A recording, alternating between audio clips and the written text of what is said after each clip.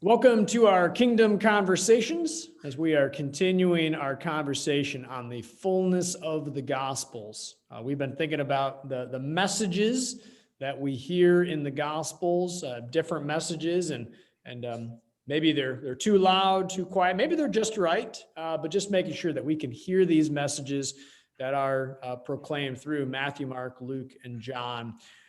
For this conversation, we're going to be thinking about the message of how the church is God's renewed people in the world. That's a message that is proclaimed in the Gospels. Jesus coming, but Jesus coming not just to do it alone, but Jesus gathering people around him very quickly, right? In some of the Gospels, it's almost immediately that we hear Jesus comes, a few key things happen, his baptism, and then suddenly he's calling people. He calls some peculiar people, maybe not the folks that you or I would think to call to establish his community. And then even more curious, Jesus calls them and then he sends them out to proclaim his message, to do healings, to do teaching, all of these things. And then what do? They, in turn, later on, we hear, gather more people. And so a key message that we hear in the Gospels is God's renewed people in the world and the church. And so, Pastor Davis, what is that relationship between Jesus and the church, or Jesus and the early church? What should we know about that? Yeah, I think is I understand the situation that there's some critical conversation in the church about did the early church end up distorting who Jesus was, turn him into something that he wasn't quite, made him more God than what he was, something like that. But the whole point of the Gospels was that Jesus would change the people. And certainly that's what we see. We see Pastor Johannes mentioned in a previous conversation the day of Pentecost, and Jesus was at work to change those people because they'd sat at his feet and they'd heard from him, and the Spirit's poured out, and they go out and do amazing things. The apostles, how they gave their lives.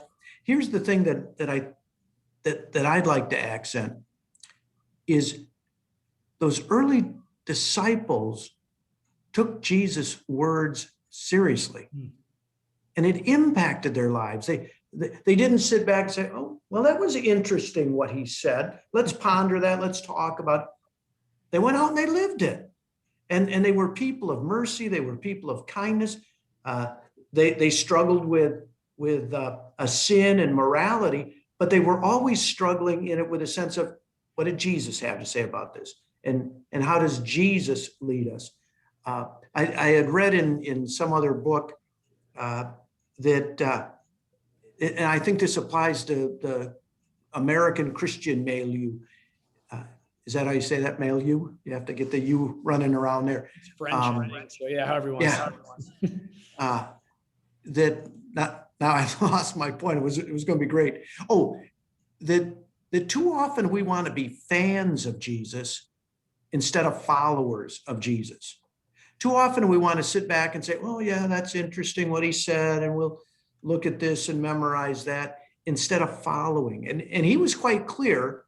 He wanted us to be followers. He said, "Blessed are they who hear the word of God and do it." About the house built on the sand or built on the rock. So, maybe in some ways that discussion gets off kilter, but I think as American Christians, it would be good for us to take more to heart the words that Jesus said that impact daily life, and not simply that, well, we're safe when we die, which is crucial, but that we're godly when we live, or we're God's when we live. We're Christian. We're followers of Christ.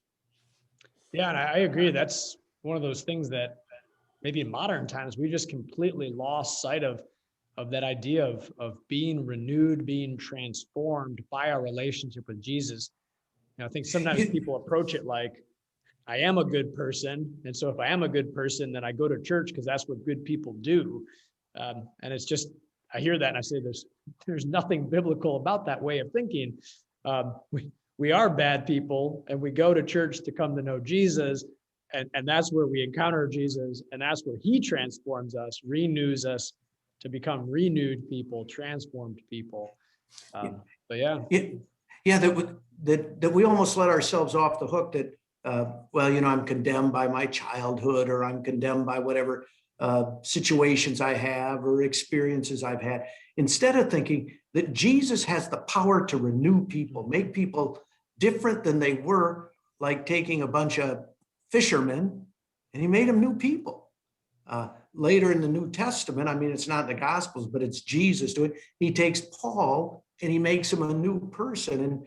And I do think oftentimes we've really discounted that power of Jesus to make us new and to overcome things that need to be overcome in our lives. Yeah. No, and I've even heard people say this, that sort of once I get my act together, then I'll come to the church. And it's just, no, a million times no. You don't get your act together, then come to see Jesus. Paul didn't do that. Certainly, the tax collectors didn't either. They got to know Jesus and then he got their act together.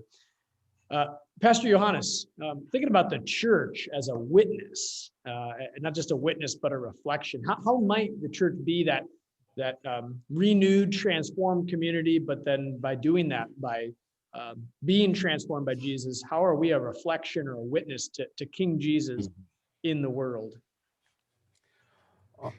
Indeed, we learn from the Holy Scriptures that the church has only one task, which is to bear witness to him who was and is to come.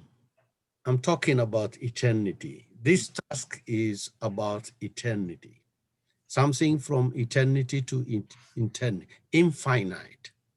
History may be interrupted, may begin, and earthly history can start from one point and end in some other point. Many years, I don't know. A system, a nation can stay for certain years. There is a beginning and ending, but this is something, a task which has no beginning and ending. It's about eternity. And that one task is really very huge. It's not an easy task. The church has only one task, which is to bear witness to what I am saying, to him who was and is to come. Without this, we can do nothing. We have nothing. And without this, we are also nothing. I have read Dietrich Bonhoeffer's on ethics in our times, he said, the first demand of which is made of those who belong to God's church is that they shall be witness of Jesus Christ before the world. That's the number one duty, he said. Bonhoeffer, of course, pastor, martyr, prophet, a nationalist, you call him, all things, a citizen. This is what he said. We should, or we shall be witness of Jesus Christ before the world. That's the number one. Just as Christ carried out the work of redemption in poverty and oppression, so the church is called to follow the same route, that it might communicate the fruits of salvation to men. The church, although it needs human resources to carry out its mission, is not set up to seek earthly glory. There is no such thing as a big enterprise or institution or university. It's not for glory and earthly glory, but to proclaim, even by our example, by its example, humility, and self-sacrifice. This is what really the church has to be. David has said it, a wonderful thing about that also. So all I have to add to that is this. And what's interesting, and just hearing you say that, sometimes I hear that and I say, boy, it's so simple, right? Yeah. Just be a witness to Jesus. But then you think about that and you dive into that, and the not complexity, but just what that entails and what that means and what that looks like and how you actually live that out. That's not a check a box kind of thing. That's a whole life, only by the Spirit, daily renewal of Jesus kind of thing. And maybe that's it exactly. We try to figure out where it fits in, and it doesn't fit in. It is the thing. Yeah, and that's at the same time, that's super simple and incredibly profound. Because what does it mean to be part of a church? It means to have your whole world transformed. Because that's where the people of Jesus meet their and to be a world transformer then. Yeah, exactly. Yeah. So in some sense, it's not complicated at all, but it changes everything. So awesome. Well, hey, this is a wonderful conversation. We got one more to chat about next time we get together. So thanks for being part of this, and God's blessings to you.